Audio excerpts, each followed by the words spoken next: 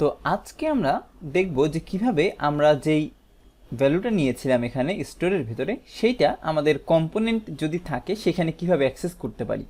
তো এইখানে আমি একটা কম্পোনেন্ট নিচ্ছি, এই কম্পোনেন্টের নাম দিচ্ছি test.js এবং এর ভেতরে আমি RFCE অর্থাৎ বেসিক যেই ফাংশনাল কম্পোনেন্টের টেমপ্লেটটা আছে সেটা নিয়ে নিচ্ছি এবং এই টেস্টের ভেতরেই আসলে আমরা কাজ করব আমাদের প্রপস নিয়ে।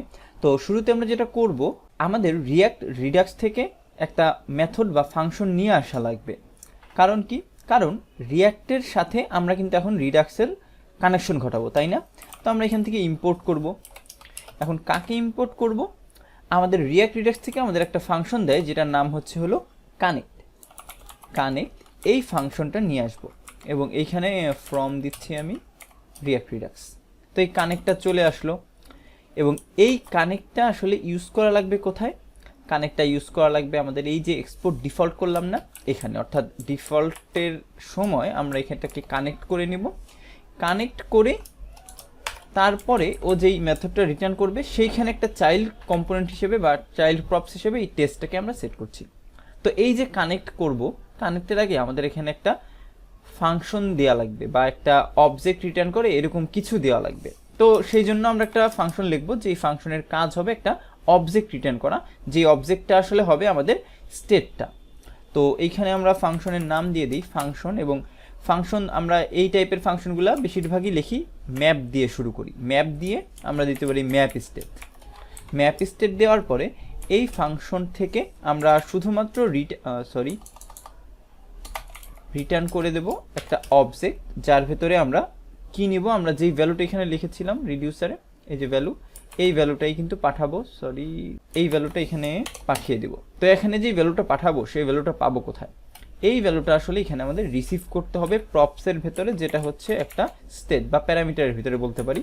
তো এই স্টেটটা রিসিভ হবে এবং সেইখান থেকে আমরা আবার ভ্যালু হিসেবে এখানে কিন্তু এটা সেট করে দিতে পারবো। তো এই যে আমরা ফাংশনটা লিখলাম এইটা আমাদের পাঠাতে হবে এই কানেক্টের ভেতরে।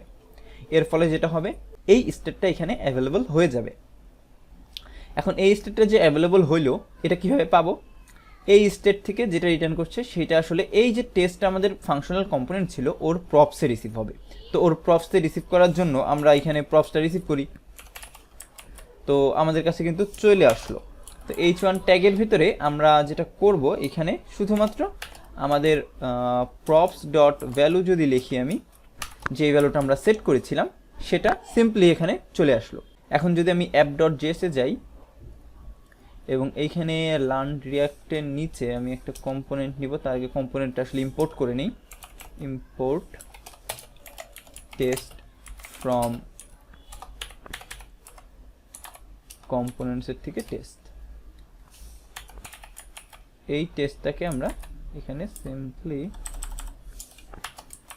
টেস্ট কি লিখছে, test module can't resolve redux error দিচ্ছে। দেখি এখানে কি ভুল করেছি। তো এখানে এই মডিউলের নামই ভুল লিখছি আমি। এখন যদি আমরা আমাদের ব্রাউজারে চলে যাই, দেখেন কোনো আবার কি ভুল করলাম এখানে। আচ্ছা, এখানে $সাইন তো হবে না, এবং এখান থেকে ব্রাউজারে যাই, কোনো ভ্যালু কিন্তু আমাদের আসে নাই, তাই না? এর কারণ কি? প্রপস ডট ভ্যালু, এখানে কিছু কি আমি ভুল করলাম? তো আমরা যেটা করব, এই স্টোরটা আমি এখানে জাস্ট স্টেটটা আমি এখানে প্রিন্ট করছি, স্টেটটা এখানে প্রিন্ট করে দেখি যে এখানে আসলে কি সেট হয়েছে নাকি। তো ব্রাউজারে চলে যাই। তো আচ্ছা, এই যে এখানে আমি এটা একটু ক্লিয়ার করে ফেলি, আগে রিফ্রেশ দিই। আচ্ছা, স্টেট, আচ্ছা এখানে আমি যেটা ভুল করেছি, আমি হলাম স্টেটের ভেতরে ডাইরেক্ট ভ্যালুটা অ্যাক্সেস করার চেষ্টা করছিলাম, বাট এটা আছে আসলে স্টার্ট স্টোর, তারপরে যে অর্থাৎ এখানে আরেকটা নেস্টেড অবজেক্ট আছে। তো এইখানে আমার এই নামটা অর্থাৎ রিডিউসারে যেই নামে আমি সেভ রেখেছিলাম এই নামে আমার আসলে এখান থেকে অ্যাক্সেস করা লাগবে। তো test.js এ চলে যাই, এখানে যে আমি এখানে মাঝখানে একটা প্রিন্ট করি, এই কনসোল লগের দরকার নেই আপাতত। চলে যাই ব্রাউজারে, অর্থাৎ 10 কিন্তু চলে এসেছে। এখন একটা জিনিস খেয়াল করেন, আমরা কিন্তু আমাদের রিয়াক্টের যে স্টেট আছে সেটার সাথে কিন্তু কোনো কানেকশনই রাখি নাই, বাট আমরা কিন্তু তারপরেও ইউজ করতে পারছি আমাদের এই ভ্যালুটাকে। আমরা যদি রিডিউসারে যে এই ভ্যালুটাকে 100 করে দিই, সাথে সাথেই কিন্তু আমাদের ব্রাউজারেও এই চেঞ্জটা আমরা দেখতে পারবো। তো এই হলো আসলে আমরা কিভাবে ভ্যালু আসলে একটা রিসিভ করতে পারি আমাদের স্টোর থেকে যে কোনো কম্পোনেন্টের ভেতরে। আমরা তো ডাটা নিয়ে আসতে পারলাম, তাই না? এখন আমরা যদি চাই এই ডাটাটাকে, অর্থাৎ এই প্রপসের ভ্যালুটাকে আপডেট করব, তখন কিভাবে কাজ করব? তো এখন একটা জিনিস খেয়াল করেন, আমরা কিন্তু এখন আর রিয়াক্টের স্টেট ইউজ করছিই না। আমরা যেহেতু এখন একটা এক্সটার্নাল লাইব্রেরি ইউজ করছি স্টেট ম্যানেজমেন্টের জন্য, এটা কিন্তু সব কম্পোনেন্টের ভেতরেই অ্যাভেলেবল। তো আমরা যেটা করব, এই টেস্টের পাশাপাশি আমরা একটা ফাইল নিচ্ছি যেটার নাম দিচ্ছি অ্যাকশন, অর্থাৎ অ্যাকশনগুলো আমি এখান থেকে হ্যান্ডেল করব। এখানে RFCE লিখে আমি টেমপ্লেটটা নিয়ে আসছি এবং এই ডিভের ভেতরে আমি সিম্পলি দুইটা বাটন নিচ্ছি। একটার নাম দিচ্ছি অ্যাড, আচ্ছা অ্যাড না দিয়ে আমি দিচ্ছি অ্যাডিশন, এবং এটা কপি করে নিয়ে যায় আমি আরেকটা দিচ্ছি সাবট্রাকশন। এই হলো আমাদের দুইটা বাটন। তো আমরা যেটা করব, এইটা আমরা আমাদের app.js এ চলে যাই। এখানে যেভাবে টেস্টটা ইম্পোর্ট করেছিলাম, আমি ঠিক একইভাবে টেস্টের পরবর্তীতে আমি এখানে ইউজ করব action.js, এবং এটার নাম আমি এখান থেকে নিয়ে এখানে বসাই দিই অ্যাকশন, এবং টেস্টের মতো করে নিচে চলে যাই, অ্যাকশনটা রেন্ডার করে ফেলি এখানে। আচ্ছা এখানে কি ভুল করলাম, সরি। এবং এখন যদি ব্রাউজারে যাই, আমি দুইটা বাটন দেখতে পাচ্ছি। তো আমরা যেটা করব, এই দুইটা বাটনে যদি আমি ক্লিক করি, তখন যেন আমার এই ভ্যালুটা, অর্থাৎ এই রিডাক্সে যে ভ্যালুটা লিখেছি সেটা যেন আপডেট হয়, এটা আমাদের এখন মূল লক্ষ্য। তো আমরা চলে যাই আমাদের কোডে, সব ফাইলগুলো আসলে একটু অফ করে নিই। আমরা চলে যাব action.js এ। তো এই action.js এ যেহেতু আমরা আমাদের রিডাক্সের স্টেটটা নিয়ে কাজ করব, আমাদের কিন্তু কানেক্ট করা লাগবে যেভাবে আমরা টেস্টে করেছিলাম। তার জন্য শুরুতে আমরা এই ইম্পোর্টটা করে নিচ্ছি, উপরেরটা কপি করে নিই, এইটা নিয়ে চলে যাচ্ছি অ্যাকশনে এবং এখানেও পেস্ট করে দিলাম।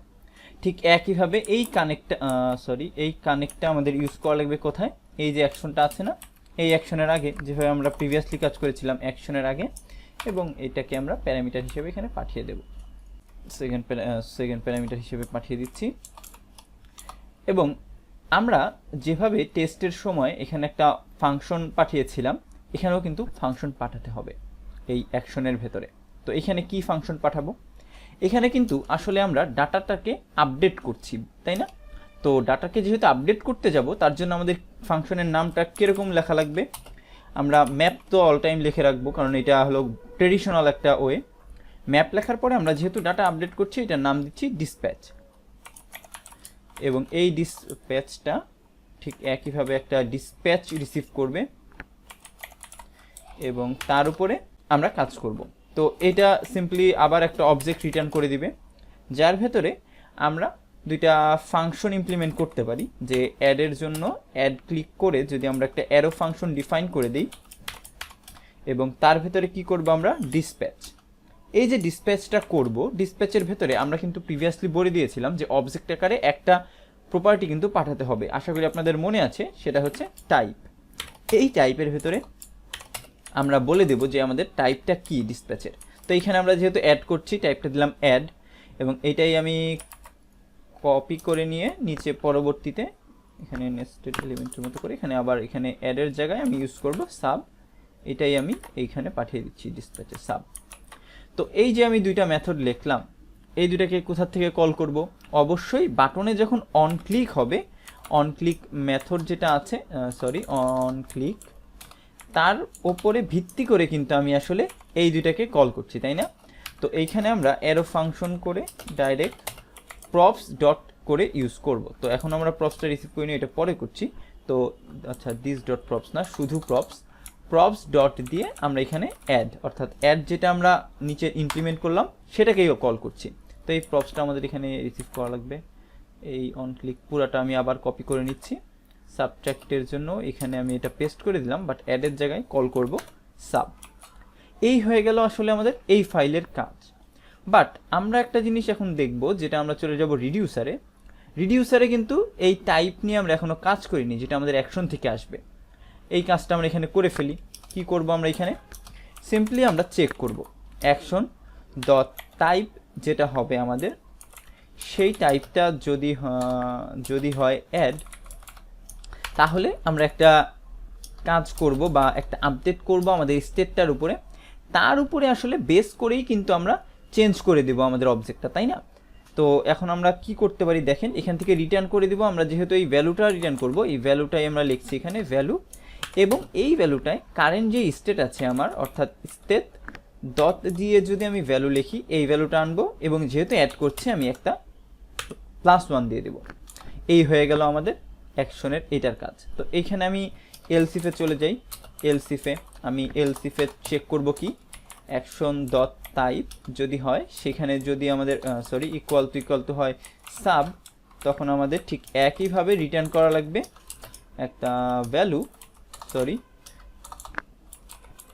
যেই ভ্যালুটায় আমরা কি করব, স্টেটের যেই ভ্যালুটা আছে স্টেট ডট ভ্যালু, সেই ভ্যালুটা নিয়ে এসে তার সাথে -1 করে দেব। এই হয়ে গেল কাজ। এবং আর যদি আমাদের কিছু ম্যাচ না করে, এই দুইটা বাদে কোনো রিকোয়েস্ট আছে বা অ্যাকশন আসে, তখন আমি সিম্পলি যে স্টেটটা আছে সেটাই রিটার্ন করে দেব।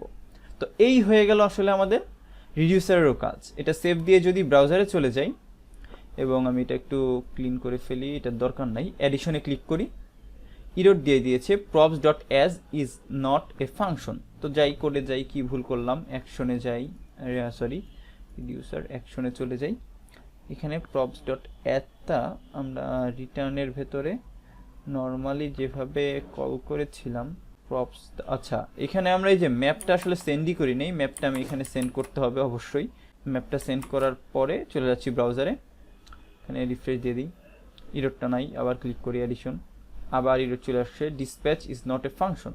যাই ডিসপ্যাচে আবার কি ভুল করলাম, তো এইখানেও একটা গুরুত্বপূর্ণ ভুল করেছি, এটা খুব ভালো হলো ভুলটা সাথে। যেটা হয়েছে, আমরা কিন্তু এখন যেটা টেস্টে করেছিলাম, আমরা কিন্তু এখানে ম্যাপ স্টেট অর্থাৎ স্টেট থেকে ডাটা নিয়েছিলাম, তাই না? তার জন্য প্রথম প্যারামিটারে আমি ম্যাপ স্টেটটা দিয়েছিলাম। বাট এইখানে আমরা কিন্তু আর ডাটা নিচ্ছি না, আমরা কিন্তু এখান থেকে ডাটা আপডেট করছি। অর্থাৎ এই যে আমরা যদি অ্যাকশনে চলে যাই, এইখানে আমরা ডাটা আপডেট করছি।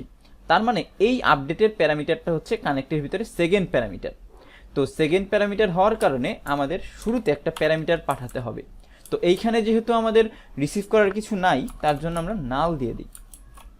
এবং এখন যদি আবার ব্রাউজারে যাই, এটা রিফ্রেশ করে ফেলি এবং ক্লিক করছি অ্যাডিশনে, আবারও আমি ইরোড পাচ্ছি। এত কেন Erode, value can not read property value. এর কারণ হলো আমরা অ্যাপ ডট জেএসএ যদি যাই, অ্যাপ ডট জেএসএ না, আমরা টেস্টে যদি চলে যাই, টেস্টের ভেতরে আসলে স্টোর ভ্যালু হিসাবে অ্যাক্সেস করছিলাম, তাই না? স্টার্ট স্টোর দিয়ে। এই স্টার্ট স্টোরটা কিন্তু এখন এই দুইটার ক্ষেত্রে থাকছে না, তাই না? এই দুইটা অ্যাকশনের ক্ষেত্রে। তো এর জন্য এই ইরোডটা আসতেছে। এটা আমরা অনেকভাবেই সলভ করতে পারি, বাট আমরা যেটা করব, তো এর জন্য এটাকে আমি এখান থেকে রিমুভ করে দিই, স্টেটটা ডাইরেক্ট এখানে বসিয়ে দেবো অবজেক্ট আকারে, এবং আমাদের টেস্টে চলে যে আমি এই স্টার্ট স্টোরটাও রিমুভ করে দিচ্ছি। এবং এখন সব ফাইলগুলো সেভ দিই, চলে যাই ব্রাউজারে, এখন ক্লিক করি অ্যাডিশনে। আচ্ছা, অ্যাডিশন কিন্তু হচ্ছে, অর্থাৎ 1 করে বাড়িয়ে যাচ্ছে, এবং সাবট্রাক্ট দিলে 1 করে কমে যাচ্ছে। তো এই ভিডিওটা একটু লং হয়ে গেল, বাট আশা করি আপনারা এখন বুঝতে পেরেছেন যে কিভাবে আমরা অ্যাকশনে এইভাবে মেথড বা টাইপটা ডিফাইন করে দিব, এবং এই টাইপের উপরে বেস করে আমরা আমাদের যে রিডিউসার আছে সেখান থেকে কিন্তু ডাটা আপডেট করতে পারছি। তো আশা করি বুঝতে পেরেছেন যে কিভাবে এই ডাটাগুলো হ্যান্ডেল করব রিডাক্সের সাহায্যে। আজকের ভিডিও এ পর্যন্তই, সবাইকে ধন্যবাদ।